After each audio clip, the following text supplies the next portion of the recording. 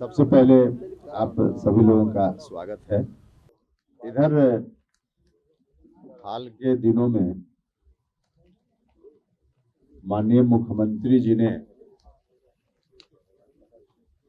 कई बात कही थी, जिसमें कुछ बातों पर अपनी ओर से प्रतिक्रिया पिछले प्रेस कॉन्फ्रेंस में मैंने दी थी, और कुछ चीज जो बच गई है या बाद में उन्होंने कही है उस पर आज बात करनी है।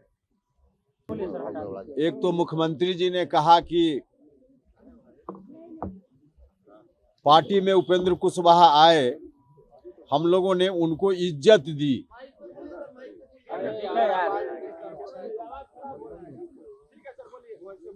मुख्यमंत्री जी ने कहा कि पार्टी में आए उपेंद्र कुशवाहा, हम लोगों ने उनको इज्जत दी।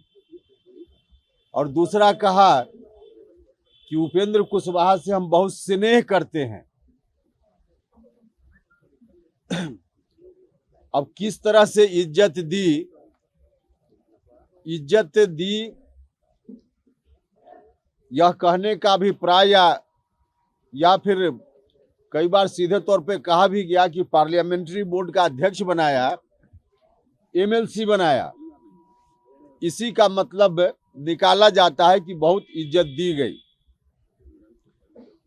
देखिए, पार्लियामेंट्री बोर्ड का अध्यक्ष मुझको जरूर बनाया गया, और जब बनाया गया था तो हमको भी लगता था कि पार्लियामेंट्री बोर्ड का जो दायित्व होता है पार्टियों में, उन दायित्वों को निर्वहन करने का अवसर मुझको मिलेगा, और उस अवसर के कारण पार्टी के कार्यकर्ताओं के हितों की रक्षा हम कर पाएंगे। लेकिन बाद में पता चला कि पार्लियामेंट्री बोर्ड का जो अध्यक्ष मुझको बनाया गया, तो सीधे तौर पे एक झुनझुना मेरे हाथ में थमाया गया। पार्लियामेंट्री बोर्ड का अध्यक्ष मुझको जिस दिन बनाया गया था, उस दिन पार्टी के संविधान में पार्लियामेंट्री बोर्ड के अध्यक्ष के बारे में कुछ नहीं लिखा हुआ था। बाद में संशोधन जरूर हुआ संविधान में, और उस संशोधन के हिसाब से उसमें यह बात लिखी गई कि पार्टी के राष्ट्रीय अध्यक्ष संसदीय बोर्ड के अध्यक्ष एवं सदस्यों का मनोनयन करेंगे।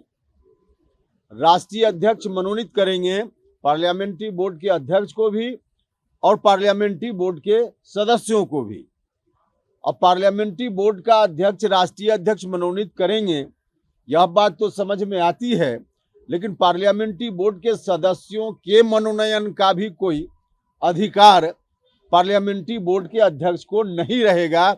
यह बात पार्टी के संविधान में संशोधन के बाद भी यही स्थिति है। अब पार्लियामेंट्री बोर्ड का हम अध्यक्ष बन गए, और उसके बाद हम सदस्य भी मनोनीत नहीं कर सकते हैं, इसका क्या अर्थ है? और ठीक है कि मनोनीत करने का अधिकार हमको नहीं दिया, लेकिन 2 साल में आपने स्वयं भी तो हमारे साथ जो पार्लियामेंट्री बोर्ड कमेटी होती, उस कमेटी के सदस्यों का मनोनयन नहीं किया।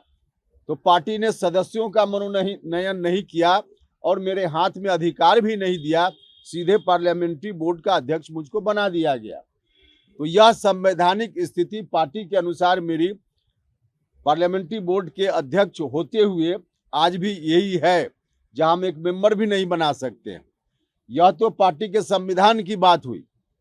अब व्यवहार में देखिए, पार्लियामेंट्री बोर्ड के अध्यक्ष या बाकी पूरी कमेटी यदि होती, तो उसका अधिकार होता है, उसका काम होता है, उसका फंक्शन होता है कि जब भी पार्टी में किसी भी चुनाव के संदर्भ में उम्मीदवारी का चयन करना हो, तो पार्लियामेंट्री बोर्ड बैठकर उस पर विचार करता है।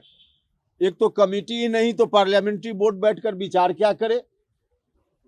बोर्ड के अध्यक्ष होने के कारण कोई सुझाव कभी मुझसे मांगा गया हो, तो इसकी भी आवश्यकता नहीं समझी गई। कई चुनाव हुए, विभिन्न विधानसभा क्षेत्रों में उपचुनाव हुए, एमएलसी के चुनाव हुए, स्थानीय निकाय से जो एमएलसी का चुनाव होना था उसमें उम्मीदवार चयन करने की स्थिति आई। बाकी जो विधानसभा कोटा से एमएलसी या राज्यसभा के सदस्यों की उम्मीदवारी, कई मौके आए जहां पार्लियामेंट्री बोर्ड की भूमिका हो सकती थी, लेकिन पार्लियामेंट्री बोर्ड के अध्यक्ष रहने के बावजूद कभी पार्टी की ओर से मुझको बुलाकर पूछा तक नहीं गया कि इसमें किसको उम्मीदवार बनाया जाए या नहीं बनाया जाए। हाँ, हमने खुद कई बार सुझाव अपनी ओर से जरूर जाकर दिया, माननीय मुख्यमंत्री जी को भी और राष्ट्रीय अध्यक्ष जी को भी, लेकिन हमारे सुझाव पर कभी कोई ध्यान नहीं दिया गया।